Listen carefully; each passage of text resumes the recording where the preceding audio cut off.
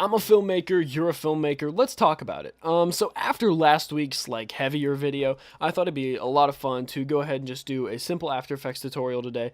We're gonna go ahead and do a gun flash tutorial. I wanna take you back about 5 years. We're talking 13-year-old Ben right now. 13-year-old Ben would have killed a small child, jumped through a burning hoop of fire, and swan dived off of the Empire State Building to have a tutorial like this. So you better be grateful. The gun flash effect is one that I was really intrigued by as a kid. It's one of the first that really made me interested in the idea of visual effects, and it's just one of those things. It's a lot of fun because it's in action movies, and action movies are just inherently fun. And you know, I made a ton of action videos as a kid.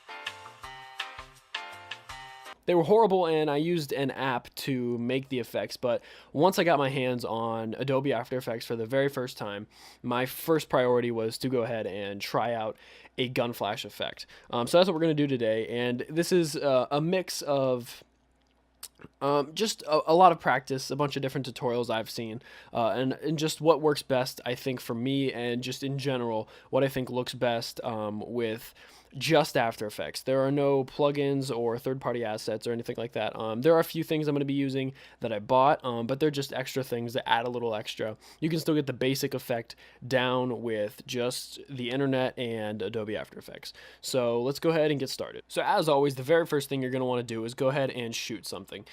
Here's what I did. It's a very simple shot of me in this super intense action scene.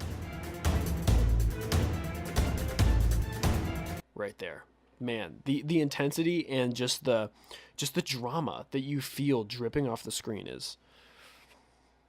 So what I did for this was I used a metal airsoft gun that is my brother's, and it's gas powered. So you fill it with gas, and that blows back the slide, and it looks much more realistic. Looks really good compared to just a plastic airsoft gun from the store. So that's what I used for this, and at the same time that I pulled the trigger, I had somebody spin the on switch on a light bulb so that it flashed, and it just threw a glow over everything as I pulled the trigger. So it just naturally, when you do that, a gun's gonna light things up. So it lights your face, lights my hands a little bit, and the background, as you can see. Let's play this.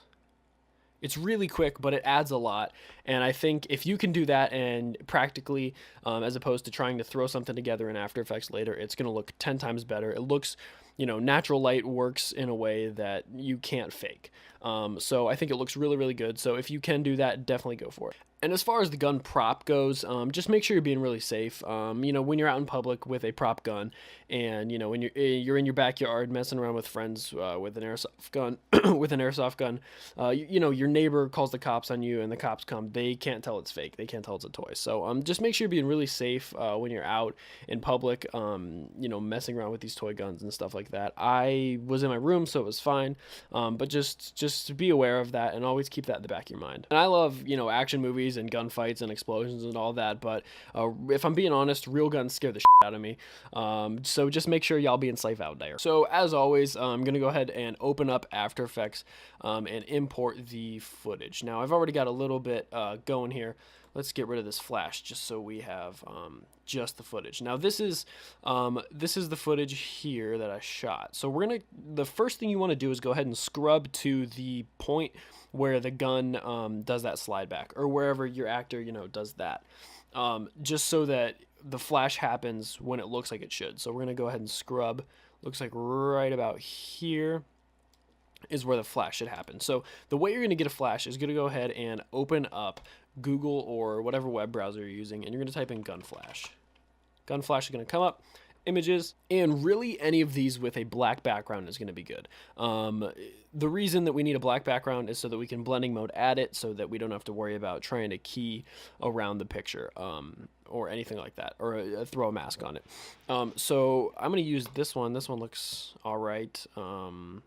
I think I actually already downloaded that one. So we're going to go ahead.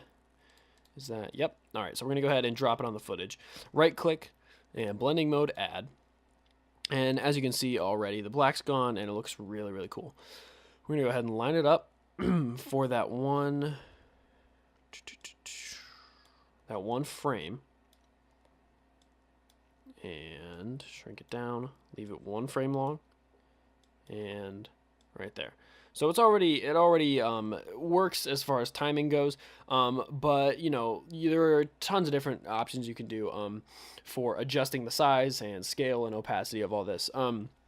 One thing I always make sure I do is rename my files once I've got them on my timeline.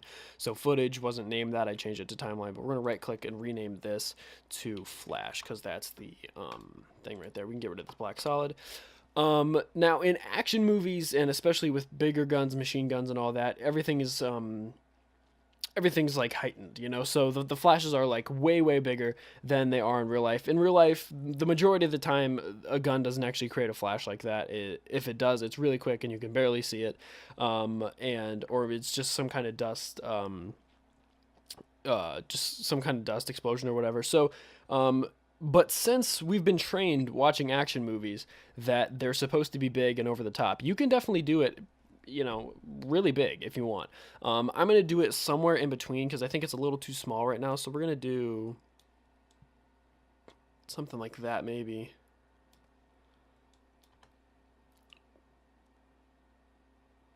That's good. All right. So now that we've got that 1 frame long, what I like to do is go ahead and change the opacity on it. So we're going to go ahead and drop this down. And what I mean by that is that, so over the course of this flash, the opacity changes, so it fades out a bit. So we're going to go keyframe, click the keyframe clock right there, make sure that's at 100%, skip down the full frame, drop this to 0. Now it's very subtle and you can barely see it, but I think it makes all the difference, especially when you want it to look and feel as real as possible. Now, this is what we have so far, and it looks fine, but there are definitely a few more things we can do to add a little more realism to this shot. So we're going to go ahead, and the next thing we're going to want to worry about is smoke. Now, this is one of the things, I'm pretty sure I found it for free, or maybe there was a sale or something. I really cannot remember where I found it, but we're going to go ahead and open up on my After Effects folder. Action and smoke, and I'm just gonna pick one of these. Let's pick this one. We're gonna import this and we're gonna drop it on here. Let's see, and where is it? There we go. Okay, so now we've got this. We're gonna go ahead and right click, blending mode, multiply. That's going to get rid of the white. Now, what we're going to do is I'm going to find a very just sparsely spread out portion of the fog and the smoke. You don't want to use anything on the bottom where it's too gathered. So I'm going to use up here. I'm going to go ahead and take the mask tool and just draw a big mask around it so that it has space to move. And go ahead and rename this smoke. And then we're going to go ahead and place this where it belongs. Now right there you can see that really ugly edge. We're going to go ahead and drop this down. Masks, mask 1, mask feather right there. So that looks better. We could adjust it definitely more later if we want to. Maybe drop the opacity down just a bit. But we're going to go ahead and make sure that this stays as long as we want it to and not longer. We're going to do a fade out on this too so that it lingers for a bit after the shot because the smoke's not just going to disappear all of a sudden. So we're going to go ahead and line it up right there. Maybe shrink it down a bit. Something like that. And we're going to put this in between the flash and the footage right there. Make sure it pops up the same time as the flash. Boom. And have it last just a bit longer. So let's move this here. Right there. And let's see. We're going to go ahead and drop this down. And we're going to transform and opacity. Make sure that's at 100%. And we're at the beginning of that clip. Yes. and then scrub down and make sure we're at 0. So let's see. Boom. And we can even make it a little longer if we want. I think it can last a bit longer, just so that it's lingering and it looks, you know, looks like it's kind of dissipating as the shot goes on. So boom, boom, there we go. There we go. All right, so now that we've got the smoke, let's maybe adjust it a bit more.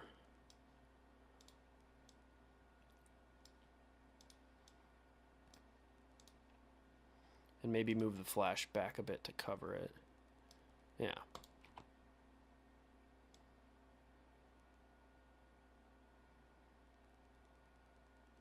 All right, so there we go.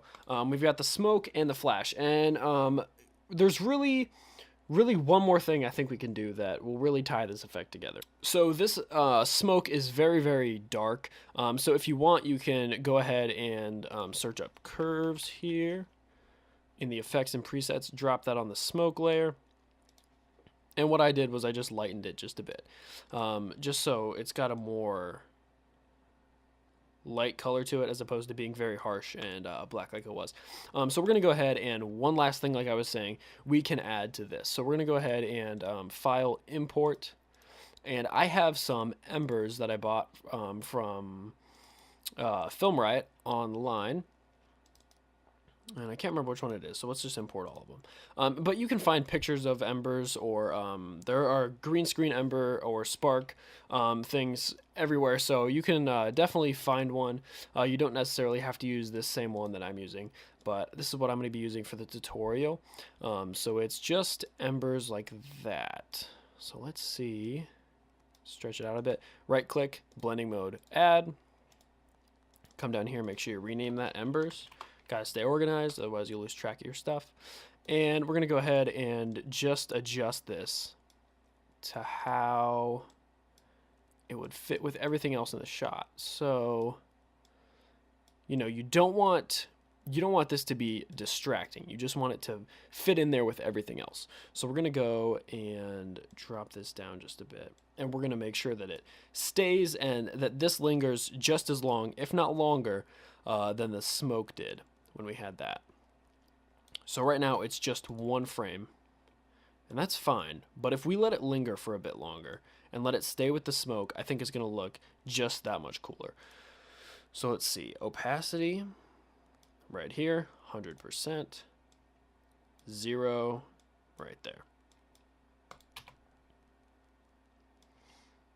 Now I think that even looks a little ridiculous, so let's try and scoot this back a bit, because I think it should actually maybe last a little longer, or a little shorter, I'm sorry, a little shorter than the smoke. Let's see. Maybe move this back a bit. One thing that I did last time I gave this effect a shot was I just made another mask so that we don't have that really harsh like part down there where it's obviously supposed to be coming from somewhere, but with this it's kind of just all over. So we're gonna go ahead and real quickly mask feather like we did with everything else, maybe something like that. And yeah, I think this is looking really, really good. So there we go, and let's go ahead and play through the footage. Yeah, I think that looks really, really good. So yeah, I thought another tutorial was definitely due for another tutorial. I think the last one we did was the Harry Potter one. I definitely have a couple other tutorials in mind that I'll be doing in the future, After Effects stuff. But you know, once you've got all these things adjusted and how you want them to be and look the way you want, that's really it.